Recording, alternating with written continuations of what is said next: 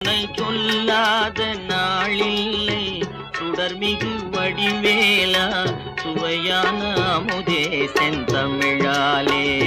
உன்னை சொல்லாத நாளில்லை சுடர்மிகு வடிவேலா சுவையான அமுதே செந்தமிழாலே. உன்னை சொல்லாத நாளில்லை சுடர்மிகு வடிவேலா.